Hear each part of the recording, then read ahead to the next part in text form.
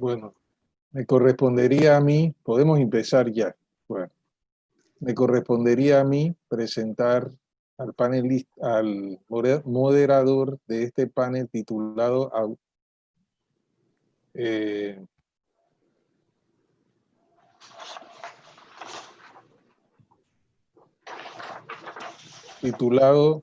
Las editoriales independientes al cuidado de los autores latinoamericanos y sus derechos. Está a cargo como moderador el señor Carlos Font, escritor y promotor de lectura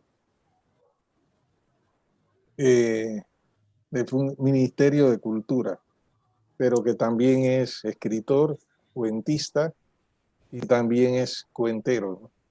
Él me habló una vez, me explicó cuál era la diferencia entre uno y otro, pero que él era ambas cosas. Así que, bueno, él dirá.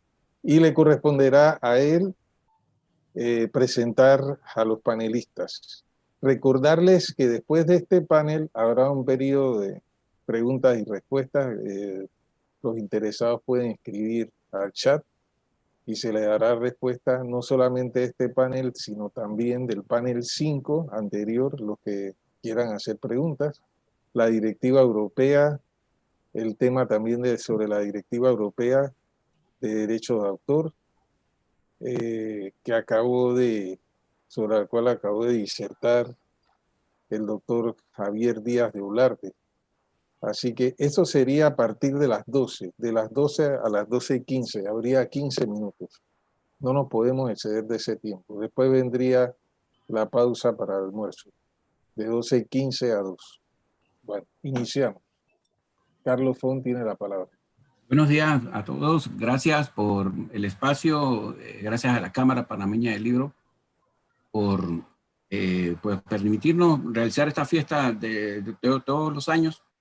Esta es la mesa con el tema las editoriales independientes al cuidado de los autores latinoamericanos y sus derechos. Yo soy Carlos Font, soy escritor, como dijo Eduardo, también soy narrador oral escénico, también me gusta contar cuentos a la gente, pero hoy estamos en la parte académica, en el modo académico. Quiero darle la bienvenida a nuestros panelistas. Ellos son el señor Luis Armenta, escritor y editor de Mantis Editores de la Ciudad de México. También tenemos con nosotros al señor Oscar Castillos de Uruk Editores, que es de Costa Rica. Y también tenemos a Miguel de Mena, que es de Cielo Naranja Editores de Santo Domingo. Voy a hacer una pequeña reseña de cada uno rápidamente. El señor Armenta Malpica es poeta, ensayista y director de Mantis Editores. Él tiene pues también muchos premios como editor y como autor. Voy a mencionar algunos. Ganó un premio por la obra Llámeme Ismael, que obtuvo el premio Sor Juana Inés de la Cruz en 2013. Fue finalista del Premio Internacional de Lira de Oro en Ecuador y es autor de 25 poemarios. Su título más reciente es Enola Gay, que publicó en el 2019. Libros y poemas de su autoría han sido traducidos al alemán, árabe, bengalí, catalán, francés, gallego, inglés, italiano, maya, neerlandés, portugués, rumano y ruso. En cuanto a Mantis Editores, también tiene la editorial tiene también un currículum bien extenso, bien grande. Voy a señalar que desde agosto de 1996, Mantis es un sello especializado en poesía, con más de 400 títulos, cuya apuesta principal es la traducción de la poesía mexicana en y hacia otros países. Fue la primera editorial no institucional en aparecer en el boletín de Conaculta, y la Feria Internacional de Minería le otorgó el Metro de Oro como una distinción especial. Hay mucho más de Mantis Editores, pero para no gastarnos el tiempo también en los currículum, igual todas estas editoriales tienen cuentas en Twitter allí mismo donde está la cuenta está el enlace que los llevará a conocer a estas editoriales independientes.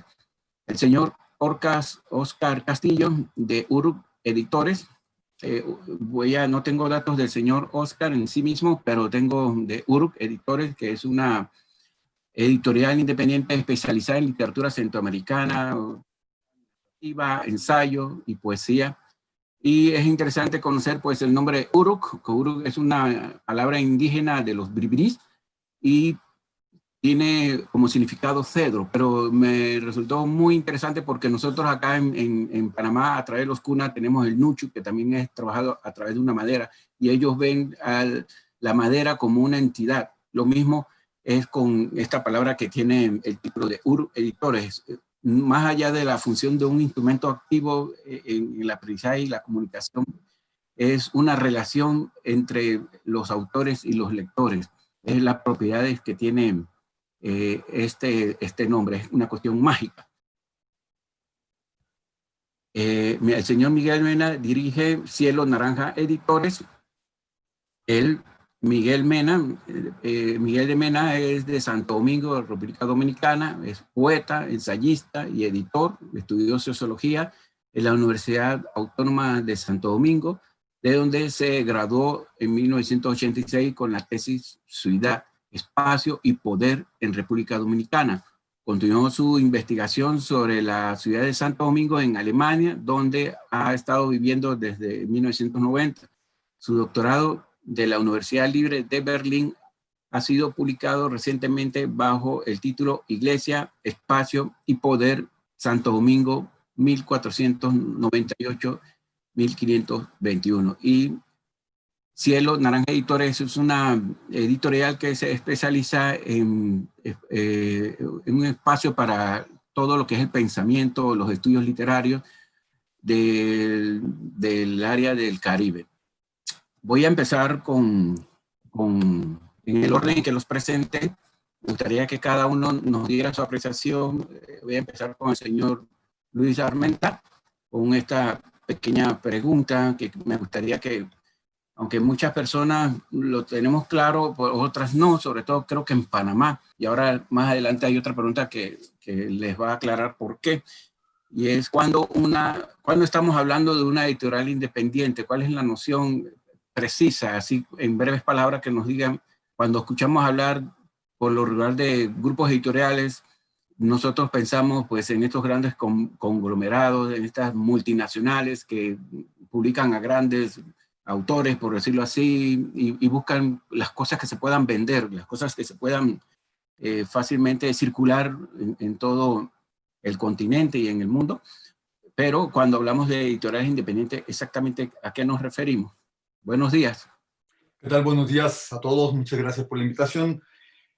Este concepto nos lo hemos planteado bastante en los editores, me imagino, a partir de, por ejemplo, en el caso de Mantis Editores, con la inclusión o el desarrollo de una alianza de editoriales mexicanas independientes, la AEMI, que ya tiene lazos internacionales más allá de México, que era el objetivo en inicio, y decidimos en una reunión de 20 y tantos colegas el término independiente para separarnos justamente, como mencionas, Carlos, de estos grandes grupos de las editoriales corporativas que tienen una apuesta mucho más comercial, sin que esto significara que nosotros no vamos por un mercado comercial o que nos interese la venta y difusión de nuestros productos o de los libros que trabajamos, pero sí hacia adentro el concepto que tenemos es mucho más artesanal, mucho más amoroso, casi todos somos o escritores de narrativa, de poesía o de ensayo, no gerentes, y esto separaría. El término independiente nos parece cerrado, limitado, pero creo que se ajustaba más que otros como underground, subterráneos, alternativos, etcétera, que no daban un concepto un poco más amplio. Entonces, sí, me parece, insisto, limitado, pero es en el que acordamos en esta alianza y así nos mantenemos. Yo prefiero particularmente decir que Mantis Editores es una microempresa cultural. Excelente. No sé si están los otros compañeros todos de acuerdo en esa noción, o si quieren añadir algo más, el señor Oscar, el señor Miguel. Básicamente lo dicho por Luis es la concepción que en general aceptamos y consideramos la mayoría de los editores independientes. Es decir, que tenga por lo menos la condición de no depender de un consorcio mayor, tener absoluta independencia editorial para la selección de las obras, el manejo de las obras, la distribución de las obras. Y cuando digo el manejo de las obras, incluyo lo que dijo Luis en relación con esa vocación un poco más artesanal y cuidadosa de la obra, aunque eso no necesariamente implica que todas las obras sean absolutamente distintas, sino que también podemos trabajar en el desarrollo de colecciones. Obviamente, eso es una condición editorial importante. La otra que quiero reforzar de lo que dijo Luis es que nos realizamos en el mercado. No somos... A ver, con frecuencia se habla de editorial independiente para cualquier cosa. Y muchas veces hay proyectos editoriales interesantes, pero que son proyectos editoriales más bien de autoedición, que se realizan a partir de la rentabilidad que puede implicarle al editor, digamos, sin entrar a conceptualizar esto, con el dinero del autor. Yo siempre digo que los editores independientes debemos procurar que nuestra subsistencia, nuestra sostenibilidad la garantiza el dinero del lector, no el del autor, porque eso es condición para que nosotros efectivamente distribuyamos los libros en el mercado. A menudo se ve con malos ojos cuando uno habla de mercado y bueno, todos somos mercado en este mundo y tenemos que tener eso claro y saber que las editoriales independientes tenemos una obligación con los autores y con los lectores. Excelente. Cielo Naranja, nosotros comenzamos como una editorial alternativa, ese era el concepto. Después nos dimos cuenta que éramos un arte nativo, aparte de ser alternativo. El concepto en el año 85 fue un tanto marcado por la época, por todo ese principio de cambio, etcétera. Pero después de trasladarnos a Berlín, nos dimos cuenta de que teníamos que seguir publicando literatura dominicana, ya con un concepto más, vamos a llamarle crítico. Siempre la literatura nuestra ha estado marcado por ser una literatura menor dentro del orden caribeño insular. Es una literatura que no tiene mucha visibilidad, que no le interesa a los grandes mercados, etcétera. Pero el tema que nosotros nos dimos cuenta de la importancia de publicar de una manera un tanto así como qué sé yo, en el instante, en el local, pequeñas ediciones con mucho nivel artesanal. Y después, con las posibilidades que se fueron ofreciendo a nivel técnico, ya salimos un poco de ese nivel de guerra que era lo alternativo y realmente nos hemos movido a la zona editorial independiente. Creo que es el concepto mucho más práctico, mucho más significativo en la actualidad. Y también desde hace un buen tiempo ya nos estamos explicando un tipo de proyecto más caribeño, y justamente después quisiera conversar un poco sobre eso, sobre esa área que hemos encontrado, definido, en la que estamos un tanto trabajando en el último tiempo, de crear de recuperar una memoria histórica, literaria caribeña, pero tal vez de eso podremos hablar en la segunda ronda. Gracias. Y muchas gracias por la invitación a la Feria del Libro de Panamá, por esta iniciativa. Me parece muy saludable. Me alegra mucho encontrarme con Óscar Castillo, uno de los editores de lujo de Centroamérica. Ya nos hemos visto en Frankfurt, de Madrid, ahora en Panamá o en el ciberespacio. Y creo que es una oportunidad para mí y para nosotros en Santo Domingo muy significativa de compartir con los colegas de Centroamérica y también de México. Muchas gracias.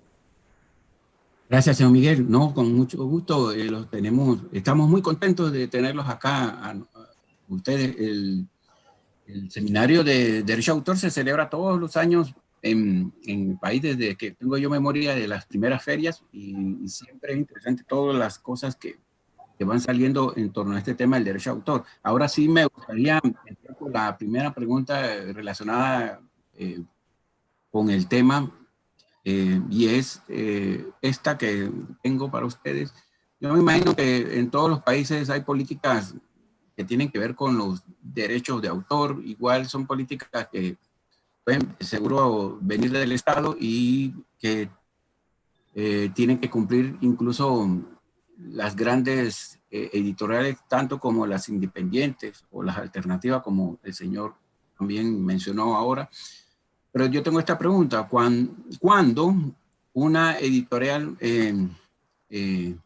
independiente como la de ustedes, cuando desde qué momento, bueno, mejor dicho, para reformular la pregunta, ¿cuál es la importancia como titulares de obras protegidas por la propiedad intelectual que dirigen ustedes, de los derechos de autor, y cómo la política cultural de sus países ayuda a que esta relación entre autor e editorial sea saludable? Es decir, en pocas palabras, ustedes siendo también titulares de obras protegidas de alguna forma por la propiedad intelectual de sus países, ¿cómo es esta relación entre el autor y la empresa, que dirían ustedes, en este caso, una editorial independiente?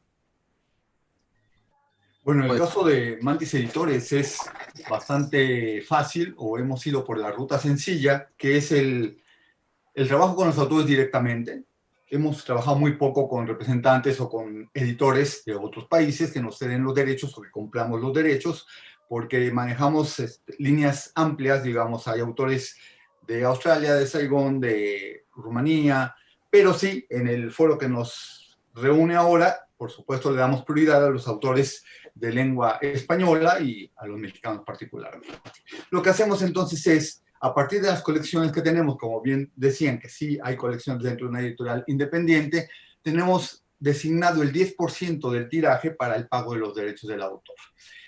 Esto es de una manera más práctica que estar haciendo regalías o trabajos de transferencia, pero también lo hemos conseguido con base a lo que mencionabas de la pregunta, cuando hemos conseguido apoyos, becas o estos conceptos de recursos, de coedición o de incorporación de instituciones con nosotros, sí hemos tenido la opción de pagar, y hemos pagado de $1,000 a $1,500 tanto a los autores como a los traductores, pero son en casos específicos que hemos tenido este tipo de apoyos. Por ejemplo, cuando lanzamos la colección portugués-español de autores mexicanos, que se presentó y se difundió y se promueve, digamos, en Sao Paulo y en Lisboa principalmente, para no hablar de Brasil y Portugal, que es muy amplio este campo, pero sí hicimos un convenio con ellos, con autores de Brasil, y ellos a su vez fueron traducidos, incorporados en las publicaciones que nosotros hicimos y se presentaron aquí en México. Entonces hacemos este tipo de reciprocidad, lo hacemos con Canadá, con 2 editoriales de lengua francesa y con una de lengua inglesa. Lo hacemos con alguna editorial independiente de San Francisco, en Estados Unidos, con una de Rumanía, y así nos vamos manejando, pero siempre en este tipo de coediciones, que es más sencillo, porque entonces nosotros publicamos en esta colección a un autor de Canadá, de lengua francesa, y él publica en su colección a un autor mexicano. Nosotros nos encargamos de cubrir los derechos del autor que publicamos, de traducir y pagar todos estos derechos, y ellos a su vez hacen lo propio. Nos ha resultado bastante satisfactorio. Muy bien. Nuestro siguiente sería, me gustaría escuchar la opinión del señor Oscar, si tiene, me imagino, criterios distintos o lo mismo. En el caso nuestro, hemos contado en un par de ocasiones con la colaboración del Estado, pero no existe grandes posibilidades de acudir al Estado costarricense para apoyos significativos. Sí, hay un caso de un libro que publicamos que obtuvo una beca del Ministerio de Cultura en Costa Rica, un libro importante, sumamente costoso, pero por lo demás sí existe en general en el país ese programa de becas todos los años, que no resuelve mucho y principalmente se ha ido orientando hacia autores editores que publican mediante la colaboración del Estado sus propias obras. Normalmente, con muy pocas excepciones, no los publican mediante algún sello editorial que les resuelva la distribución efectiva. Sí hemos hecho más bien de parte nuestra algunos convenios. URUC ha publicado autores de toda Centroamérica, incluido Panamá, por supuesto, y ha publicado autores de otros lugares, como por ejemplo Puerto Rico, Ecuador, incluso Alemania. Pero esto ha sido en algunos casos con nuestra propia inversión, o en un caso, por lo menos uno, el caso de un alemán que publicamos el año anterior, Timo Daum, con un ensayo que se llama El capital somos nosotros, y que contamos para esto con una contribución parcial para la traducción del Instituto Goethe. Somos parte de una alianza amistosa de editoriales independientes centroamericanas. Digo alianza amistosa porque no tiene formalidad jurídica, que está integrada por FIG Editores de Guatemala, Guaymuras de Honduras, Anamá de Nicaragua y nosotros en Costa Rica. Y por medio de esta alianza, también en una ocasión con colaboración del Instituto Goethe alemán, publicamos una antología de cuento centroamericano de escritores normalmente en ese momento menores de 40 años, que fue seleccionada por Sergio Ramírez con la colaboración de Ulises Juárez Polanco, que ya lamentablemente falleció. Estamos. Sí. En el caso dominicano, es un caso un tanto, diríamos que patético, porque lamentablemente no hay políticas de apoyo a la editorial, a las editoriales, y lamentablemente a veces el mismo Estado es el gran competidor de las pocas editoriales independientes que existimos, y nosotros hacemos, bueno, tenemos una, vamos a llamarle así, una tradición muy política, donde implicamos mucho al autor, no solamente en el término de la escritura, sino también en el sentido de participar de las actividades. Nosotros vinculamos mucho las actividades a lo que a las publicaciones, actividades de lecturas, de conversaciones, etcétera, un poco creando una dinámica donde se desacralice esa imagen del autor como que alguien que solamente se enfrenta a un escritorio y no al autor. Esto nos ha traído muchas ventajas en algunos casos, desventajas en el otro, porque al ser una isla y al no tener ese apoyo, lógicamente hacemos todo con las manos. Pero eso también le ha dado cierto carácter de cariño a nuestro trabajo, porque nos ha permitido crear mucha fluidez, inclusive en coediciones que hemos hecho con editoriales de Chile, como Cuarto Propio, o también a veces con colaboraciones que hemos hecho ya yo como autor, como editor, con editoriales de México, como por ejemplo Bonilla y Editores, donde llevan 2 libros que se nos publica, una obra de Pedro Enrique Sureña que recuperamos, y luego otra también de Pedro, una traducción del Peter Pan.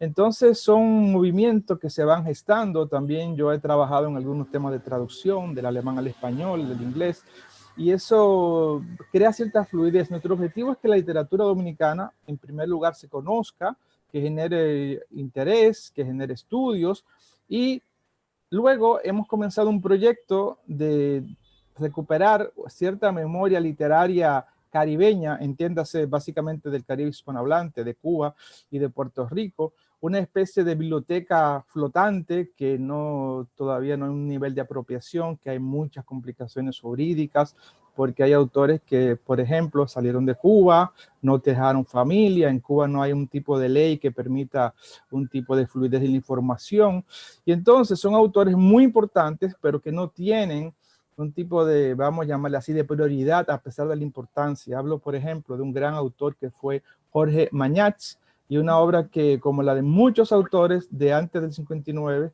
están flotando, es decir, se han publicado tal vez de una manera muy sesgada fuera de Cuba, y en Cuba tal vez no haya la prioridad o el interés o la dinámica para recuperar ese tipo de pensamiento, que fue un pensamiento muchas veces no de apoyo a la revolución o a veces abiertamente en contra. Entonces hay un poco de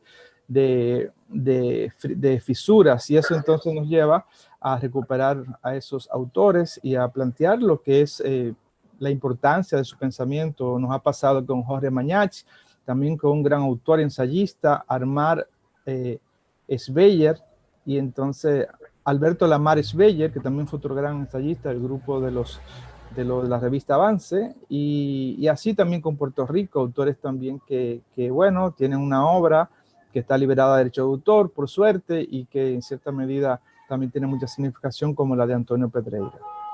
Y entonces, digamos, esos son los dos planos que nos estamos moviendo últimamente. A veces también hay sus limitaciones en términos de informaciones, en términos de cosas que pasan, y particularmente a veces hay, digamos, lamentablemente cierta zona, vamos a llamarle, de la informalidad que tenemos que asumir, porque también hay un tema, hay una especie de mito con el tema de los derechos de autor. A mí a veces no me gusta mucho solamente implicarme por el aspecto jurídico, porque yo entiendo que los derechos de autor también tienen una especie de zona porosa, tienen un tipo de dificultad a veces para no asumir el concepto, vamos a llamarle directamente legal de la obra. A mí eso, por ejemplo, me ha pasado con un texto que yo de una manera tal vez muy dominicana he asumido, he integrado, y por ejemplo eso pasó cuando yo estaba trabajando en la compilación de las obras completas de Pedro Enrique Sureña, un dominicano que tuvo un gran papel en México, por ejemplo, en Argentina, y que fue de los pensadores de la Biblioteca Americana, del Fondo de Cultura. Y entonces, les voy a contar solamente una historia. Hay un texto de Borges que no ha sido recuperado, que no ha sido integrado dentro de sus textos recuperados. Es una reseña que él le hizo a un libro de Pedro titulado 6 ensayos en busca de nuestra expresión. Ese artículo de Borges está perdido, prácticamente desconocido, pero cuando yo estaba investigando para la compilación de las obras de Pedro Enrique Sureña en el Colegio de México, me encontré con un ejemplar corregido por Borges. El ejemplar tiene una serie de faltas y de conceptos que Borges corrigió. Entonces, cuando yo he hecho esta edición crítica del libro de Pedro Enrique Sureña, los 6 ensayos en busca de nuestra expresión, bueno, integré el texto. Lógicamente, traté de comunicarme con la Fundación Borges. En Argentina es un problema el tema de las comunicaciones, y yo un día me pregunté, bueno, ¿qué hago? ¿Lo publico o no lo publico? Y lamentablemente, esa para mí es una zona, bueno, que puede ser un poco lamentable, porque lógicamente yo pienso que hay un principio de respeto ante la obra, pero también está un problema del conocimiento que uno hace. Difundirlo por internet simplemente a partir de la idea de que nosotros no somos una organización con fines de lucro, y eso nos permitiría asumir cierta legalidad a nivel, vamos a llamarle, de difusión por internet, porque en realidad así es que nos manejamos, pero al mismo tiempo está una especie de responsabilidad ante el público, ante el lector. Y entonces por eso pienso que hay un tema que tal vez no debería solamente, decir, que no solamente debería haber ese aspecto legal del derecho, sino un poco ese concepto, vamos a llamarle, de la democratización del conocimiento y de una producción, que a veces choca con algunas, vamos a llamarle, legalidades en algunos países donde sea un sistema muy amplio, muy compacto, muy concreto, muy definido, muy funcional, como es el caso, por ejemplo, de México, donde hay una sociedad de autores, donde hay una dinámica muy aceitada de cosas que pasan, pero en países como la República Dominicana, donde el editor tiene que estar arañando permanentemente, y donde en cierta medida, dentro de esta orquesta que es el Caribe, nosotros particularmente la República Dominicana, como que siempre históricamente hemos tocado el último instrumento. Y por eso un poco y de eso justamente quería hablar, de ese nivel poroso en el que uno a veces se mueve. Estamos incorporando a Luigi Lescure, editor independiente de Panamá. Yo creo que ya está. Ya entró, sí. Pues voy a ir con conversatorio. De todas formas, hay uno de los atributos que tienen las editoriales independientes, pues es que uno encuentra los títulos, los temas que de pronto no encuentra en las grandes, en estos grandes conglomerados, porque ellos pues buscan, como dije al comienzo, publicar libros tienen la certeza de que ellos van a vender. Eso es una de las cosas que me ha gustado escuchar de ustedes ahora, porque pues eso es lo que uno busca. Pero ahora tenía una pregunta que está en relación con la que le hice primero, y es cómo las editoriales independientes logran ese consenso legal entre autores, entonces, sin que este sea obligado, por decirlo así, porque en las grandes multinacionales sí lo obligan de pronto, según tengo entendido, a que su obra no se altere o no sea usada de una forma que el autor no esté de acuerdo, es decir, que se vayan a violentar los derechos morales, como se llama, y cómo, la pregunta puntual sería, ¿cómo las editoriales independientes definen los derechos de los autores entonces? Pues los derechos ya están definidos por contrato. Nosotros firmamos contrato con los autores en varios aspectos, ¿no? Tanto los morales, que son intocables, como los patrimoniales, en los que nos podemos comprometer, en algunos casos, a la distribución o difusión también de la obra por vías digitales, incluso en audiolibros, y en otras nada más dejamos la parte impresa. En algunos casos hemos firmado contratos con autores que nos piden específicamente que dejemos Argentina libre de contrato, porque ellos ya tienen planes para su libro en esa región y nosotros no nos vamos a poder mover con tanta facilidad, porque si llegamos a ir a Argentina es por alguna feria de libro o algún salón de la poesía, pero no estamos constantemente en el mercado. En algunas otras librerías que sí estamos, como de Colombia o de Ecuador, sí manejamos como zona de influencia, zona de distribución dentro de contrato estas partes. Lo que hacemos en algunas ocasiones es, por ejemplo, los libros que ya tienen algún premio, como este, en esta colección, o en la anterior, ya no tenemos problema de la cuestión de derechos, porque los autores, al ganar el premio, ya consintieron en la publicación del libro. Y lo que hacemos entonces es nada más trasladar estas pruebas finales a los autores para que nos las firmen. No procedemos a impresión si no tenemos la firma de los PDFs, para evitar que no había esta palabra o que me modificaron alguna cosa. Nos gusta mucho trabajar con los autores vivos justamente por esto, porque podemos hacer un diálogo mucho más interesante y hacer crecer la obra, porque este es un concepto que me gusta mucho recalcar, que no somos impresores, somos editores, y por lo tanto vemos la obra de un ojo externo, quizá con más amplitud, porque no hay esta cercanía desde la creación, para revisar tanto la estructura, la propuesta, y en muchos de los casos hemos señalado algunos poemas que van a salir o que nos gustaría que salieran, los autores están de acuerdo, o ciertos conceptos que pueden reforzar ese libro, a pesar de que haya sido premiado o que ya esté trabajado como definitivo por los autores, y crecen las obras. Y nos pasa tanto con autores jóvenes, que es su primero o segundo libro, como con autores muy reconocidos, que me gusta mucho trabajar con ellos. Entran en este plan de la cuestión de la humildad que tenemos todos, o que debiéramos tener todos como autores, para trabajar con el editor que consideramos que está de manera coincidente, de manera objetiva y crítica, acercándose a su libro, que es un libro, digamos, que vamos a hacer en conjunto. Entonces, siempre vamos a ver primero por el autor y después ya la cuestión editorial. Un solo caso en estos casi 400 títulos, el autor no quiso que se trabajaran las erratas de su material, un libro ya publicado, porque dijo que se había premiado como tal, y entonces le dijimos: nosotros no te publicamos, a pesar de tener el convenio con la institución con la que había ganado, porque nos parece que también, aunque hay un respeto, o debe haber un respeto hacia el autor, también lo debe haber al lector, y cuidar lo más posible los libros. Muy bien, muy bien. Me orientó bastante su aclaración, y me gusta. Yo estuve leyendo bastante sobre el trabajo que hace su editorial Mantis, y pues acá en Panamá por lo menos no tenemos editoriales que se especialicen en poesía, y eso me ha gustado mucho, sobre todo por lo delicado que es trabajar ese género. El señor Oscar, ¿su opinión? Sí, la principal diferencia que creo yo tenemos las editoriales independientes en general con los grandes consorcios no es tanto en el manejo de las obras, que por supuesto puede haber diferencias importantes, sino en el objetivo de lo que publicamos.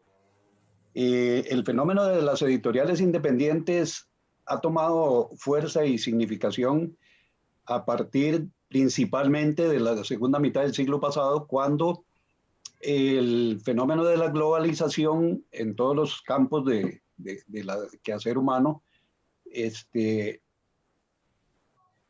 transformó por completo el mapa de las editoriales del país, y las editoriales tradicionalmente culturales empezaron a ser absorbidas por los grandes consorcios de prensa y otros consorcios económicos, haciendo entonces que el fenómeno del bestseller fuera el fenómeno más importante en el mundo editorial, y no tanto el del aporte cultural que podían hacer las obras. Nosotros publicamos principalmente, igual que dice Luis, preferimos publicar con autores vivos, por dos razones. Una, la que menciona Luis, en el sentido de que podemos trabajar con los autores y buscar la mejor forma de su obra antes de publicarla, pero también porque nos interesa que estos autores les ayudemos a alzar vuelo, digamos. En distintas ocasiones hemos publicado autores y obras que pensamos que van a ser de poca circulación, y lo hacemos con total conocimiento y previsión de esto, porque pensamos que esa obra y ese autor tienen mucha posibilidad de hacer un aporte interesante a la literatura del país o de la región. En ese sentido, igual nosotros trabajamos las obras con los autores con mucho respeto. Siempre que hacemos observaciones de forma o de fondo a los autores, las discutimos con ellos. Si ellos las aceptan, bien, y si no las aceptan, pues veremos nosotros si son tan graves como para no publicar la obra, que también nos ha sucedido al menos en una ocasión, o si las podemos pasar. Mi criterio es que la obra no es del editorial, es del autor. Entonces, la última palabra la tiene el autor. Yo tengo la última palabra, por supuesto, en el sentido de que si el autor si considero que el autor no está siendo respetuoso con la editorial y con los lectores, pues entonces simple y sencillamente no publicamos. De manera que si se dan esas dos cosas, el respeto a la diversidad cultural propia de esta temporada, de esta época, perdón, temporada esa es la pandemia, de esta época de globalización y surgimiento de las editoriales independientes defendiendo la bibliodiversidad, y nosotros procurando para esto dar a conocer autores, dar a conocer obras y desarrollar una cultura propia que exprese la sensibilidad de nuestras regiones, siempre con el respeto a la creatividad de los autores. Señor Miguel, gracias. Sí, mira, Cielo Naranja se particulariza porque comenzamos publicando de una manera, como lo explicaba, un poco entre amigos, haciendo actividades dentro de todo ese mundo de la barricada de los años 80. Luego nos fuimos permeando bastante en función del traslado mío a Berlín. Esto es una editorial a veces muy personal o a veces con muchísima gente. Y entonces la idea es que a partir de la aparición de Internet ha tenido un gran impacto, porque nosotros básicamente cuando apareció el Internet nos planteamos un trabajo más de difusión, de creación de una especie de archivo, de enciclopedia, si uno quiere ser un poquito más extremado en el concepto, de los saberes dominicanos, tratando de situar una serie de textos, de lecturas a través de la página web, y que eso se pudiera utilizar en el aula, en los partidos, en la vida académica, etcétera. Entonces un poco como que nos fuimos creando una especie de dos líneas de trabajo, porque nuestra idea básica era comunicación, pero también, lógicamente, teníamos que asumir la parte editorial de la impresión, y ahí entonces fue como una especie de complemento de la página cielonaranja.com con nuestros libros. La síntesis es que hemos publicado en el lapso ya desde el año 85 hasta ahora casi unos 160 títulos. Hay una buena parte que tiene que ver con una recuperación de la memoria histórica de la literatura dominicana. Muchos autores excluidos por su condición social o sexual o por una serie de factores extra académicos, como casi siempre pasa en nuestros países. Y entonces naturalmente trabajamos básicamente con autores jóvenes. Hay algunos que tienen cierto nombre internacional, como Rita Indiana Hernández, de quien hemos publicado sus cuentos y su poesía. y es una autora quizás la más significativa dominicana fuera del país a nivel ya mundial. Y bueno, básicamente trabajamos también con gente joven, ediciones pequeñas que pueden llegar a la imprenta, pueden llegar a los tantos ejemplares. Utilizamos mucho también la plataforma de publicación que se da en internet, porque como todos sabrán, el gran enemigo de las editoras es el tema del transporte. Esa es la gran limitación, es como el problema que tenemos siempre a nivel de los costos, etcétera. Y tratamos una vez en una discusión que tuvimos, una conversación que tuvimos en un sitio tan lejano como en Delhi, nos encontramos con unos editores de Venezuela en ese momento, y de Chile y Perú, y pensamos un poco en esa especie de posibilidad de una especie de banco editorial que nos permita a nosotros dar a conocer, en el caso de Santo Domingo, qué sé yo, literatura joven de Panamá o de México, de otros países, que se puedan imprimir de manera local y así. Pero lógicamente el tema de los derechos de autores es muy importante. Nosotros, como una editora pequeña, nadie se crea expectativas, porque con un 10% a veces es más lo que uno gasta enviando el dinero en caso de que haya algo sustancial, ¿no? En términos de eso, porque en realidad es un proyecto que, como dije, es un proyecto muy atípico, tiene que ver más con comunicación que con el objeto en sí del papel y del libro, que es lo que más nos interesaría, pero se dan todo este tipo de limitaciones. Y naturalmente con los autores hay mucha fluidez, inclusive con los descendientes de esos autores que hemos publicado, que ya tienen 20, 30 años de muerte, entonces ahí sí hay una relación de siempre de permiso, porque realmente lo básico es, entre otras cosas, el respeto a lo que es el trabajo intelectual, y eso tratamos de ser lo más formales posible. Gracias, don Miguel. Bien, así como ustedes han mencionado que hace ya varios años atrás, con todo esto de la globalización, comenzaron a nacer las editoriales independientes, y hoy hay una gran cantidad de editoriales independientes. Antes de este conversatorio me puse a investigar y es impresionante. Incluso tienen hasta organizaciones, como quien dice, sindicales o alianzas. Bueno, este tipo de organizaciones, porque son bastantes.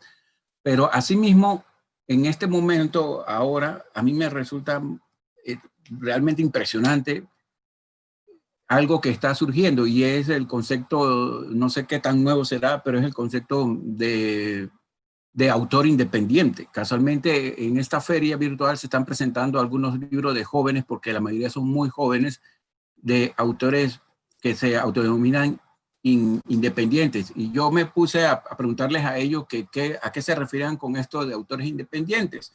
Y entonces, pues ellos me han contestado, algunos me contestaron que es no estar a la merced de otras personas que tomen criterios estéticos de su obra, que ellos, como quien dice, pues publico lo que yo quiero. No estoy exactamente de acuerdo con eso. Otros decían que ellos tienen control pues de su propia creación y no dependen de nadie. Pero sin embargo, algunos de ellos están publicando a través de Amazon.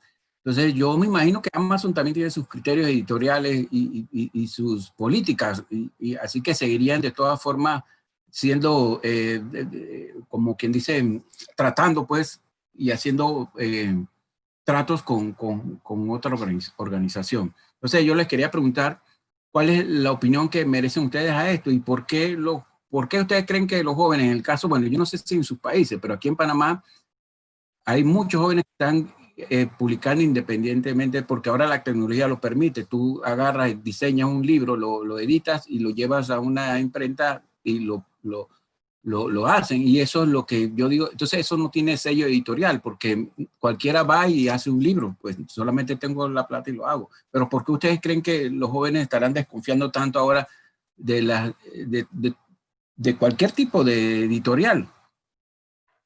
Bueno, a mí me parece que el libro de autor, que nada más le cambiaron el nombre a autor independiente, ha existido desde siempre y que son necesarios.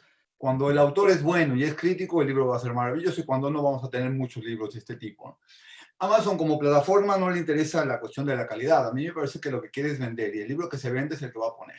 Entonces, si alguien conoce a mucha gente va a vender muchas copias de su libro y entonces lo va a motivar a seguir haciéndolo. O esta cuestión de los nuevos autores, que son más youtubers que autores en muchos de los casos, que son más de media, y entonces van a vender mucho más que quizá un autor institucional o independiente, pero que es, digamos, mucho más serio, o que su propuesta es de una altísima calidad que no siempre la encontramos en los libros de autor.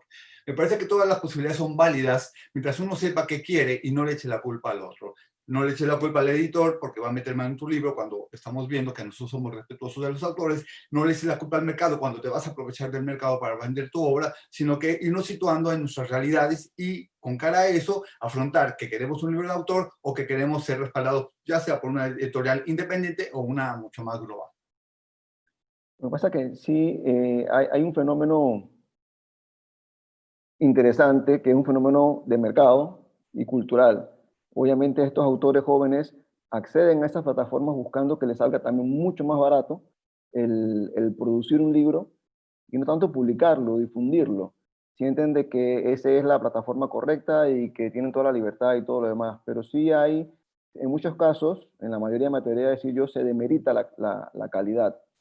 Lo que yo les recomiendo, por ejemplo, a personas que quieren publicar y que quieren irse directamente a lo digital, es que, porque en Amazon tú puedes subir el libro y directamente te dan un ISBN allá. Yo le digo, mira, saca el registro aquí en Panamá, sácalo en la biblioteca y después si tú quieres súbelo a Amazon. No es que te vas a vender más libros, porque ese también es un mito que ha logrado crear Amazon de que van a vender más, y no es así. Requiere de un esfuerzo y de una inversión del autor para que los algoritmos de Amazon promocionen esos libros, y que, vamos, la función de la editorial independiente, que para fin consigo contigo, Luis, somos una microempresa con fines culturales y básicamente de escritores, autores, ayudando a los autores en la buena lid, es difundir la obra, difundirla para que el país, principalmente el país de uno, tenga acceso al talento, a ese qué decir de ese autor, y obviamente la región y el mundo en la medida que se pueda, pero es una labor difícil. Y yo sí creo que, bueno, ahí está la plataforma, está la posibilidad, pero en la medida de lo posible, yo de verdad que le recomiendo a los autores, saca tu ISBN acá, porque eso le da por lo menos un papá y un lugar de nacimiento a esa obra de dónde salió. Gracias, Luis. Me permito, aquí creo que en todo lado el fenómeno de los autores que se publican es muy difundido, y se ha dado en llamarles efectivamente autores independientes, lo cual a mi juicio es un nombre o un título incorrecto, porque yo publico muchos autores que escriben con total independencia y de alguna manera calificar a un grupo de autores como los independientes es injusto para quienes se publican en editoriales, pero crean con total independencia. El término correcto puede ser el que usó Luis, que son las obras de autor, o el que usamos nosotros, digo nosotros en la editorial y en algunos gremios costarricenses, de autor-editor, o que también en algunos casos se llama autores de autoedición. El tema de que salga más barato autoeditarse es relativo, porque a los autores que yo publico les sale más barato que yo los publique, porque yo soy el que hago la inversión. En cambio, el autor editor tiene que hacer la inversión. Coincido con Luis en que, bueno, hay derecho para que todos hagamos lo que corresponda, lo que deseamos, lo que consideramos importante y oportuno con las obras que escribimos, pero no necesariamente lo que hagamos con esa obra va a ser conveniente para la obra y para el autor. Negar el papel de los editores es negarse una posibilidad, negarse un favor, porque el editor, en primer lugar, hacemos una curaduría. En primer lugar, decidimos publicar aquello que nos parece correcto. Por mucho tiempo yo me sentía muy preocupado por el hecho de que yo asumía la responsabilidad de decidir qué publico y qué no publico. Es decir, yo asumía la responsabilidad de proponerle al país lo que me parece culturalmente importante. Y a veces decía yo, ¿y quién me autorizó a mí a hacer eso? Hasta que un autor amigo me quitó la preocupación y me dijo, Oscar, olvídate de eso, vos publicás lo que te gusta y punto, esa es tu propuesta. Y no me queda más que asumirlo, claro, que no es solo lo que me gusta, es lo que me parece que además de que tiene gusto, está bien hecho y tiene una propuesta interesante. También hay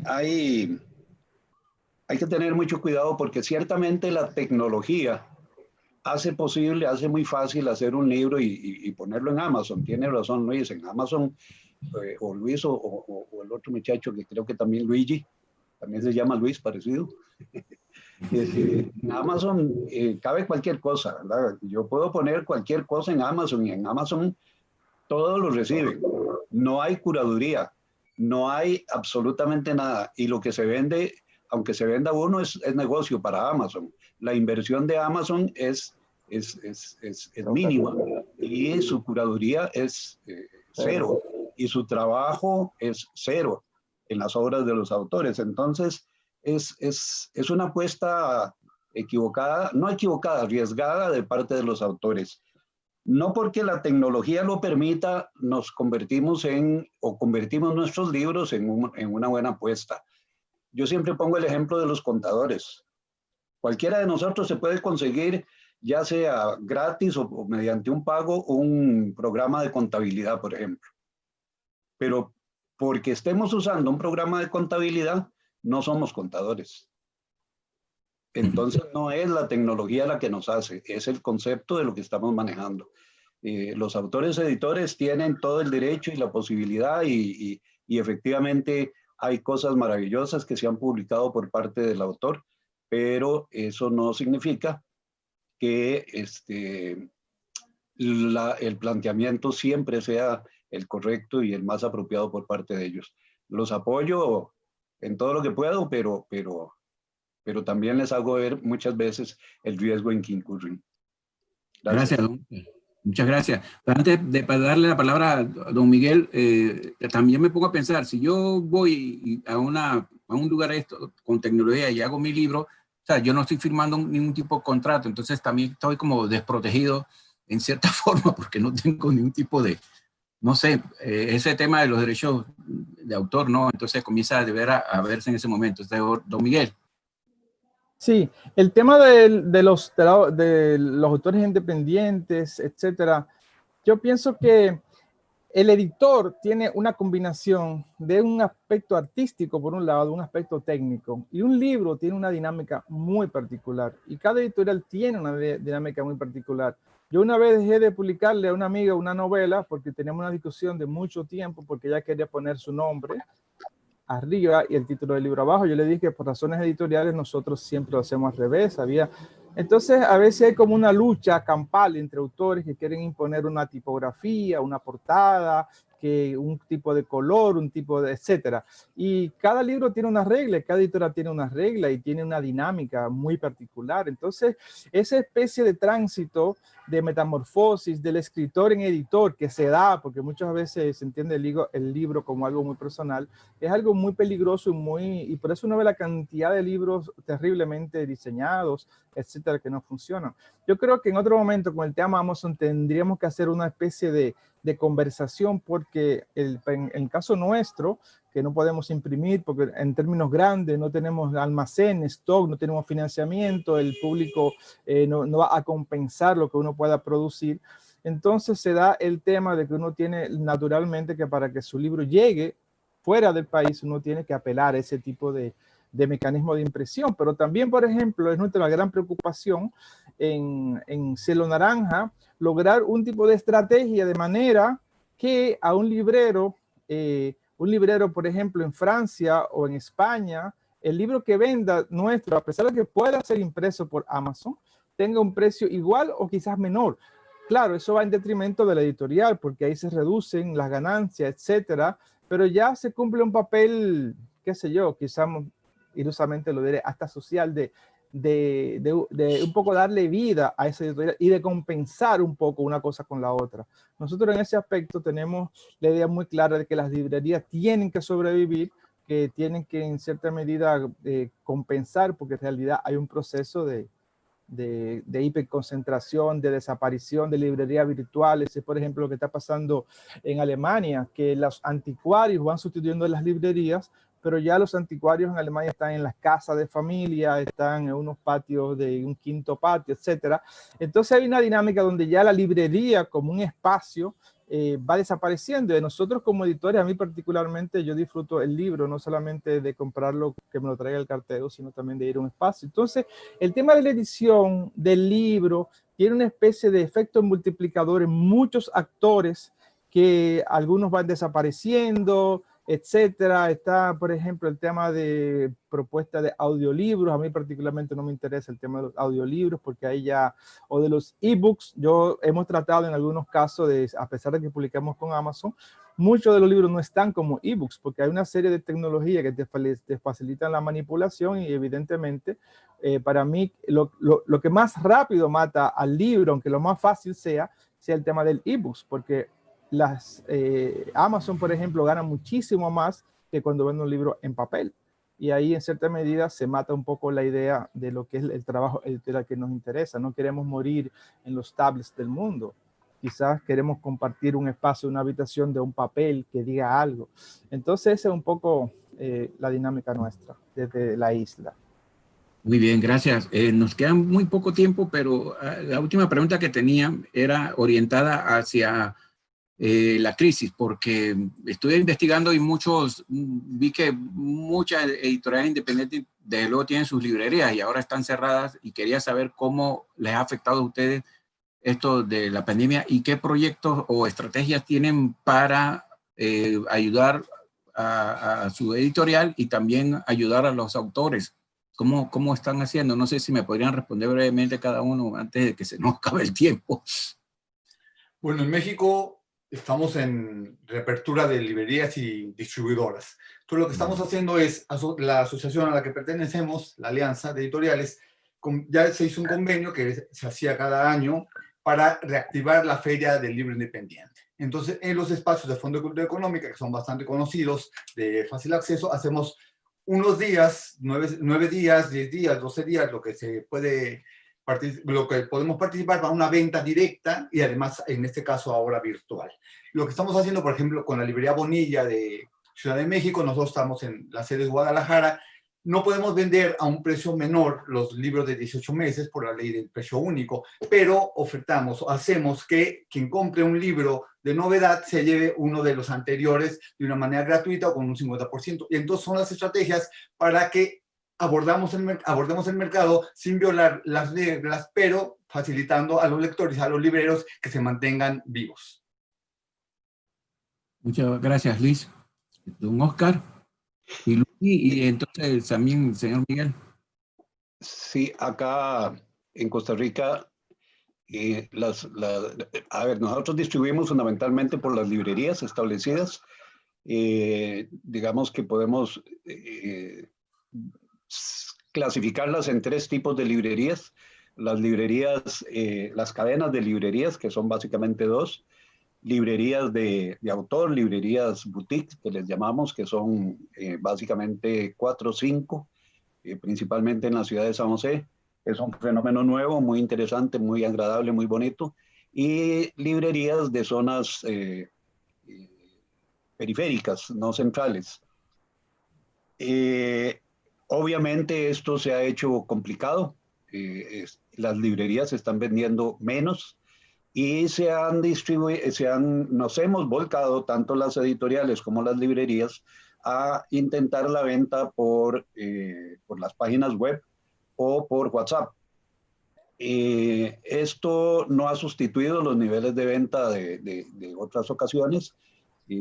Nosotros en Uruk particularmente estamos preparando un festival Uruk basado en esos 2 medios de venta, Internet y WhatsApp, con algunas actividades que se transmitirán por Facebook Live y otras cosas. y para el final de este mes, lo que también están haciendo otras editoriales. Y la misma Feria del Libro, que se realizará a final de octubre, principios de noviembre, será en una modalidad totalmente virtual. No es para nada fácil. Nosotros hemos podido subsistir este periodo por dos razones. Uruk Editores tiene una empresa hermana que es una empresa de servicios, Publicaciones El Atabal se llama, y que le vende servicios a autores editores o a otras editoriales independientes. Aunque también ahí el volumen de trabajo se ha reducido sustancialmente, eso nos da algún respiro. Y luego, debo decirlo con toda franqueza, también hemos sobrevivido porque hay familiarmente una mano muy amiga que nos ha dado un subsidio temporal para pagar salarios y sobrevivir. Pero la crisis es la crisis y lo peor es que todavía le falta fuelle. Gracias. Bueno, particularmente nosotros dependemos de la comunidad latinoamericana de Nueva York, es uno de los aportes básicos a nuestros libros. También en Santo Domingo, a través de una fiesta del libro que celebramos regularmente. En estos 4 meses solamente hemos podido hacer una. Y bueno, sobrevivimos en parte llevándola en este cautiverio que es la pandemia. Hemos publicado 3 títulos, por lo menos en el último mes, y eso nos alienta bastante. Y nada, seguir con la batalla, porque lo único que realmente nos anima y nos alegra es, en cierta medida, ser una especie de comunidad del alma, un alma más bella que a través de nuestros libros se va ampliando. Bueno, eso. Muchas gracias. Gracias. Luigi. Bueno, en el caso particular, a mí, nosotros teníamos una editorial, una microempresa cultural editorial que antes de la pandemia ya habíamos decidido cerrarla, porque definitivamente que como negocio, pues los números no estaban dando. Era mucho, ustedes saben, el costo que genera pues colocar los libros en las librerías, los márgenes de ganancia y todo lo demás. Obviamente teníamos también los libros colocados en Amazon y en otras plataformas con un fin de que se difundieran. Pero bueno, esto ya lo decidimos cerrar antes de la pandemia. Si nos hubiera agarrado con la pandemia, hubiera sido igual o peor. Pero curiosamente me han llegado varios autores, sobre todo gente nueva, que quiere publicar libros. Y los he referido a otras editoriales panameñas, dependiendo del género que estén, en el que estén incursionando, para que también los ayuden. Les he curado los libros, y ahí surge el tema que no, pero yo me quiero ir por Amazon, con el mito de que van a vender más económico y mejor, y no es así. También el derecho de que tienen como autores ahora, que vaya, sí lo conservan cuando publican en Amazon. Amazon no se hace dueño del trabajo intelectual de la persona. Solamente a veces te piden que no distribuyas con otras plataformas.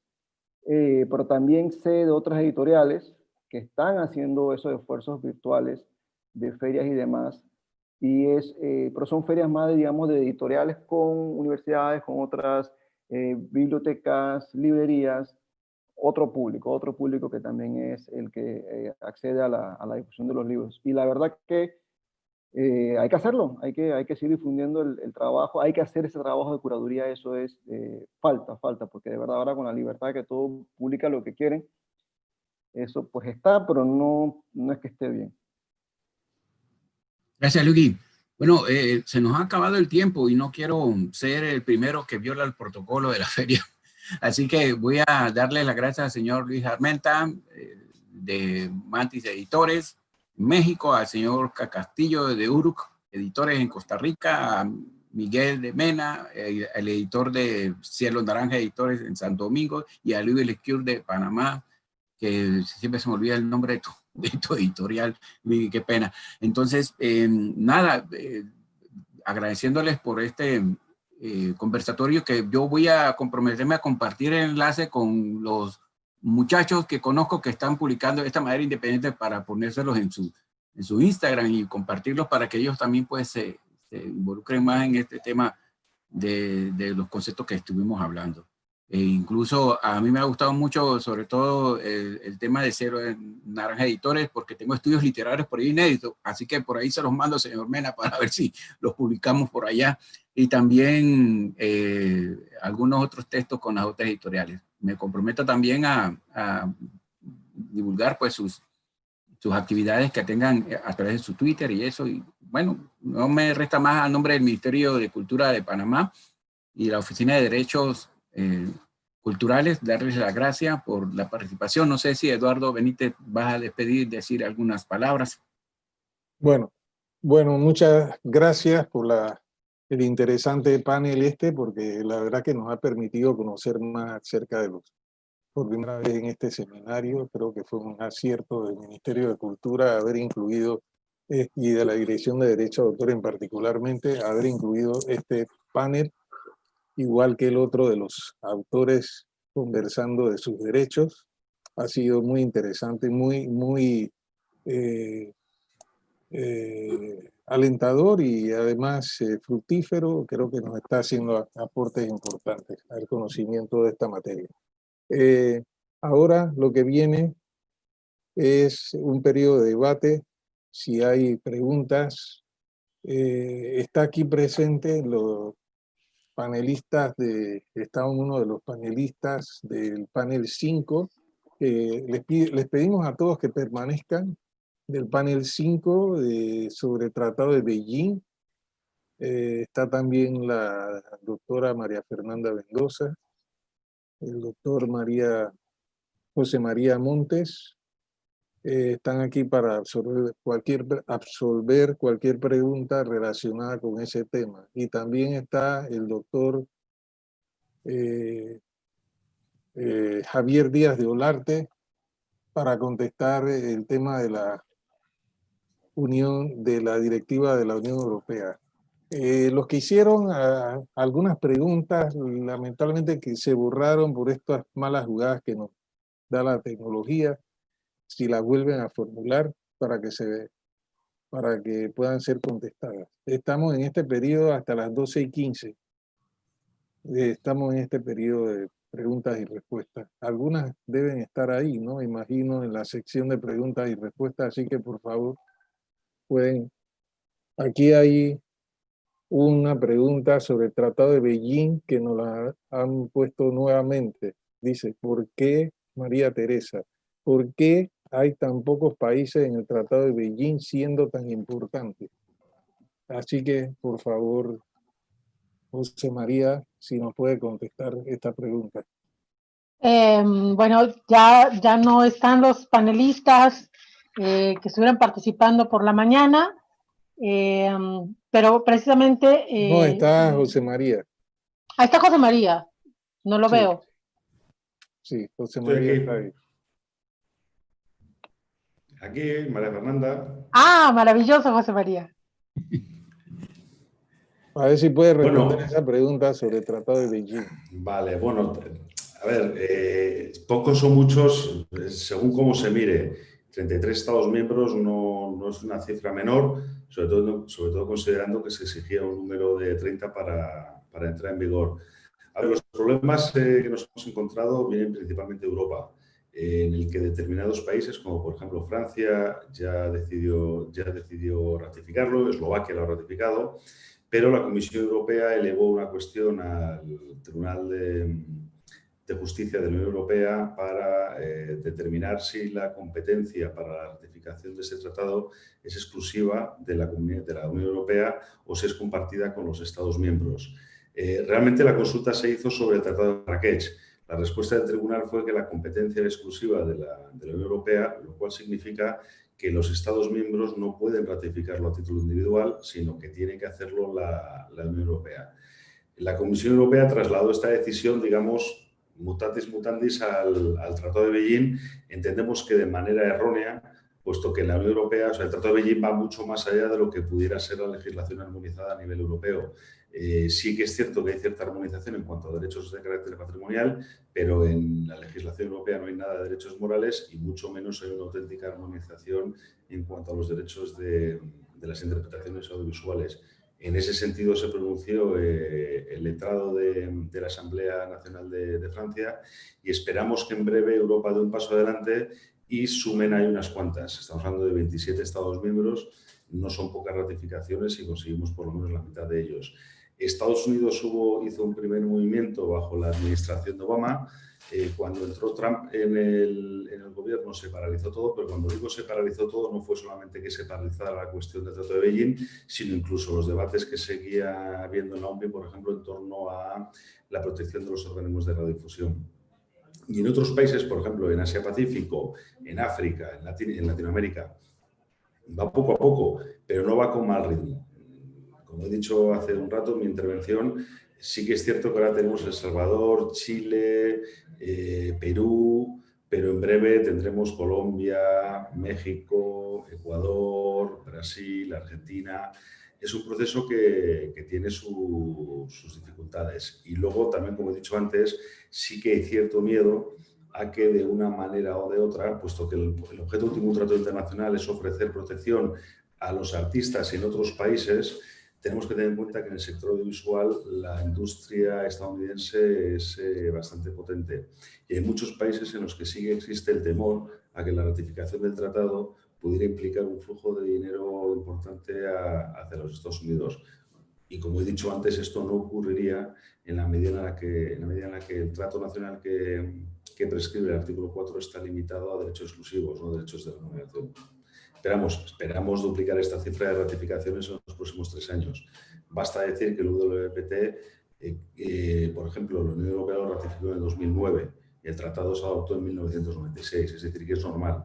Y un último elemento también ha sido la adopción del Tratado de Marrakech un año después del Tratado de Beijing, siendo el Tratado de Marrakech, digamos, políticamente más atractivo para las distintas autoridades que sí que se han lanzado a ratificarlo cuando no establecía tampoco ninguna obligación importante, pero sí que es cierto que, bueno, de cara al público era un tratado más amable, por así decirlo. Y en ese sentido el Tratado de Marrakech ha retrasado mucho la ratificación del Tratado de Beijing.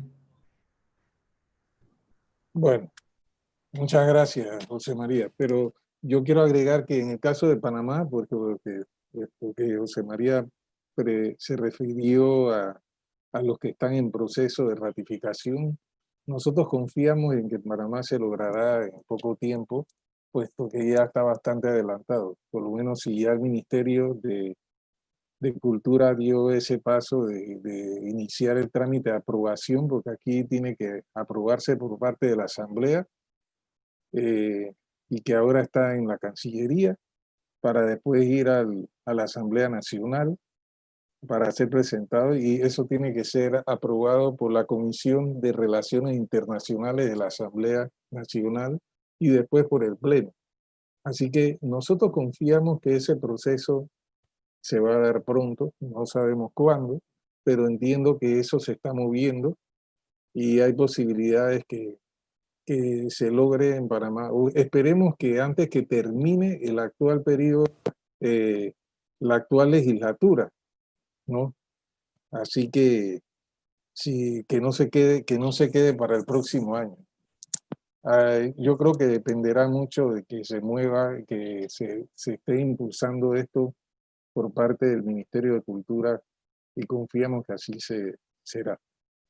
Bueno, no sé si hay otra. María Fernanda. Yo solamente, nada más también apuntar que en México la Comisión de Cultura, particularmente su presidente, Sergio Mayer, el diputado Sergio Mayer, está muy insistente en que se incluya en la agenda legislativa para que por fin México se adhiera, ratifique este tratado. Eso es solamente lo que yo quisiera agregar. Perfecto. Bueno, ahora seguimos con el otro tema de la directiva de la Unión Europea. Le pedimos disculpas a Javier Díaz de Olarte, que había una pregunta, pero se borró. Lastimosamente, no sé qué fue lo que pasó, qué problema. Eduardo, si me lo permites, si es la que yo leí, hablaba sobre el tema de los podcasts. Sí, eso mismo. La subida a las plataformas, etcétera, etcétera, etcétera. No está la pregunta, con lo cual no la recuerdo, pero haciendo un cierto ejercicio de memoria, evidentemente un podcast puede llegar a estar protegido, Caso de que estuviera protegido, si es el titular el que lo sube a la plataforma, pues está él ejerciendo directamente su derecho de autor. Ahora bien, habría dos campos. Primero, si la plataforma tiene licencia o si la plataforma no tiene licencia. Si la plataforma tiene licencia, cubriría esa subida a la plataforma por parte de este titular de derechos. Si la plataforma no tiene licencia y es el propio titular de derechos el que lo sube, pues no ocurre absolutamente nada. El titular de derechos está ejercitando sus derechos exclusivos y cuelga ahí, pone a disposición del público ahí ese contenido que hemos decidido que cumple las características para tener obra y está ejercitando su derecho exclusivo. A partir de ahí no es que pierda derechos, que creo que era la pregunta, si yo pierdo los derechos o no pierdo los derechos. Lo que en su momento habrá que ver es las condiciones de uso que establezca la plataforma. Es decir, cuando subimos las cosas a determinados sitios hay que leer qué es lo que se permite hacer o qué es lo que permitimos hacer una vez que subimos las cosas a ese determinado sitio. Y a su vez, en el panorama conjunto, habrá que ver si obviamente si las condiciones de uso de esa plataforma se ajustan a la legislación aplicable en ese momento. Pero con esto quiero decir que por subirlo a la plataforma, bueno, desde luego la titularidad de los derechos continúa en el autor. En este caso, él decía que era el que había creado el podcast. Lo que sí tendrá que tener cuidado es con leer las condiciones de la plataforma a la que sube el contenido en cuestión. Recordemos las cesiones que se producen cuando se suben a fecha de hoy contenidos a plataformas de esas que conocemos todos y a las que subimos o suben contenidos sin que muy probablemente se hayan leído las condiciones de uso de la plataforma. Bueno, muchas gracias, Javier. Entonces, vamos ahora a las preguntas relacionadas con el último panel. Aquí hay varias. Bueno, aquí hay una pregunta que no sé si tiene que ver con este panel. Dice: buenas tardes, soy de Panamá. ¿Cómo hacen los horarios de salir? ¿Hay cuarentena o no? Gracias, no sé. Bueno, esto no sé, no tiene relación. ¿Cuáles son las alternativas que ofrecen lo mismo o similar a lo que ofrece Amazon para los autores autopublicados? Preguntan también: quedaron muchas cosas por decir de la autoría independiente. Deberían ofrecer un espacio para estos autores. Bueno, quieren que haya un espacio para los autores independientes. Tal vez eso se pueda incluir en algún otro seminario. Gracias por responder. Fui yo quien pregunté por este tema de los podcasts. Sí, ya está respondido. Entonces, bueno, quedan ustedes para... Sí, perdón, Luis. A la persona que hace alusión a los autores independientes, yo le recomendaría que siempre se acerque a una editorial. Y si puede hacer una pequeña editorial, una editorial independiente, esa también es una alternativa a considerar, que vea sus perspectivas, que vea el panorama completo antes de decidir, porque al final es una decisión tanto personal de qué camino tomar, pero que vea todas las posibilidades. La principal ventaja de una pequeña editorial es que es más accesible a una gran editorial, tanto en tiempo como en esfuerzo de llegar a ella. Y va a tener ese trabajo, ese ojo crítico que le va a hacer una crítica de buena fe, artística, con conocimiento literario, para que su obra se acerque más al arte y no sea simplemente texto sobre papel. es importante ese acercamiento a las editoriales. Bueno, esa es la mejor recomendación, pues, que se acerquen a las editoriales independientes. Sería lo más recomendable para los autores independientes. Bueno, entonces está esta de Amazon. ¿Cuáles son las alternativas que ofrecen lo mismo o similar a lo que ofrece Amazon para los autores autopublicados? A ver si hay alguna... Bueno, yo no ofrezco ninguna alternativa a un autor-editor, porque justamente está tomando el papel de editor él mismo. Las alternativas, las plataformas, la distribución, las librerías, la presentación en festivales, en ferias de libro y tal, me aboco a los autores que están publicados por Mantis Editores, y esto es lo más obvio, es lo que se entiende. Si uno va a proponer a un autor que trabaje contigo, es al que vas a apoyar. Si alguien se quiere ir por la libre, bueno, por la libre seguirá, ¿no?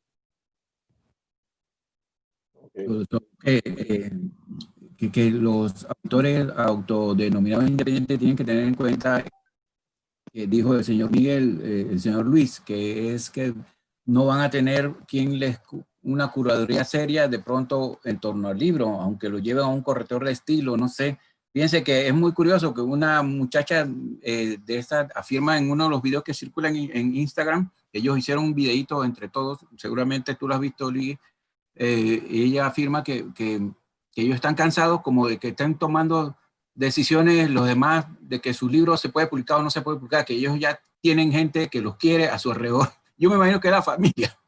Entonces, si tú vas a publicar un poema y tu papá y tu mamá te dicen, ay, no, hijo mío, que está muy lindo, todo bonito, eso es lo que vas a recibir porque son tus papás.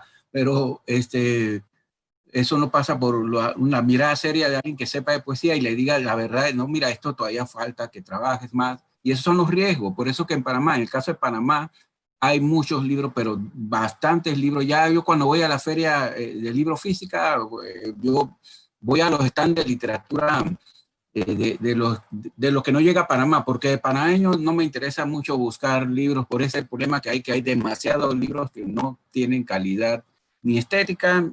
A veces la tienen, la estética, bonitas portadas y todo, pero el contenido. Entonces yo pienso que ese es el riesgo que tiene mucha gente con este tema de estar autopublicándose, porque tú vas ahora y haces un libro como quien va a una máquina de soda, mete 25 centavos y sale la soda. Así mismo ahora se están haciendo los libros. Entonces no estoy muy seguro. Así que habría que aconsejar más a los jóvenes. Y como estamos en un mundo libre, que todo el mundo, dentro de este marco de los derechos de autor, todo el mundo hace lo que quiere porque lo apara los derechos, bueno, entonces no sé cómo irá a quedar todo. Pero pienso yo que, perdón, voy a intervenir.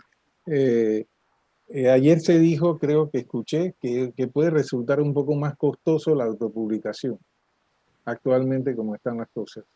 Creo que se hizo ese comentario uno de los autores en el panel de autores, hablando de sus derechos, y dijo que podía ser más costoso, y sobre todo para el tema de la promoción del libro y todo, para llegar a más mercado. Eduardo, disculpe, pero me voy a poner de ejemplo. Yo cuando hice reedición de mi novela, a mí me costó $1,200 tirar 500 ejemplares. Y una amiga mía hizo una autopublicación de 500 ejemplares y le cobraron $3,000. O sea, es verdad que yo no sé, la verdad, no sí, pero es que hay un mito de que piensan que hacerlo a través de editores es demasiado oneroso, demasiado, y que puede ser que nunca como... Por eso es que yo creo que el tiempo le dará la razón a todos los que han dicho de que a través de la edición como se pueden publicar las obras mejor que la autopublicación. La autopublicación no es la mejor, a veces no es lo mejor, la mejor solución para que una obra se publique. Y es mejor hacerlo a través de un editor. Yo recuerdo que hace como 15 años, creo que Xerox inventó una máquina que se llamaba Coffee Book. Uno iba, en teoría, con una tarjeta, lo metía en un sitio, a los 5 minutos salía el libro ya hecho. Creo que en España instalaron 6 ejemplares, en Santo Domingo una biblioteca. Yo me ilusioné con esa máquina, pero finalmente, bueno, el concepto fracasó. Pero el tema está en que realmente nosotros hay como un superávit de libros, realmente lo que dice el amigo Fon con respecto a cuando uno va y hay demasiados libros. Yo creo que también hay demasiadas palabras que de hace tiempo ya tenemos un significado, pero ahora descubrimos muchas cosas nuevas que ya existían. El tema está en que, como me decía a mí un viejo anticuario en Berlín, me decía, nosotros somos los últimos dinosaurios. Yo creo que un poco hay que poderse abstraer de toda esa dinámica que tiene que ver con el libro, que ya uno puede hasta hacer poesía con unos programas que hay en internet, uno puede hacer todas las cosas, uno puede poner los personajes, hacer novelas, en fin, que todo es posible, pero yo siempre repito, siempre insisto, en que un libro tiene mucho de técnica, ciertamente, pero tiene un gran porcentaje de arte. Digamos que esa dosis artística que tiene que ver con selección de tipografía, esa especie de ternura, hasta el tipo de papel. Es decir, realmente a veces el papel, yo me he topado con una serie de libros que imprimió el Ministerio de Cultura dominicano, que están como oxidándose, porque fue tan terrible la edición, el mal criterio. El libro también vive y a veces muere, a veces hay polillas que le van más rápido a un tipo de libro, por eso hay que seleccionar el tipo de papel, el tipo de carátula, etcétera. Entonces todo eso es un arte y eso es lo que mucha gente no entiende, y ese es tal vez el papel de uno, de dirigir una pequeña orquesta o a veces dirigir a un solista, y ese es el punto de la diferencia entre el editor y el escritor. Bueno, muchas gracias. Lamento tener que anunciarles que ya tenemos que cerrar. Nos van a cortar a las 12:30. Son las 12:26. Así que apenas quedan unos minutitos si alguien quiere agregar algo más. Pero nos van a cortar a las 12:30. Hay una pregunta ahí para un chico que pregunta que quién dice que los autores autopublicados no usan editores o correctores. Y no es lo mismo, o sea, una editorial no es simplemente el trabajo de corrección de estilo.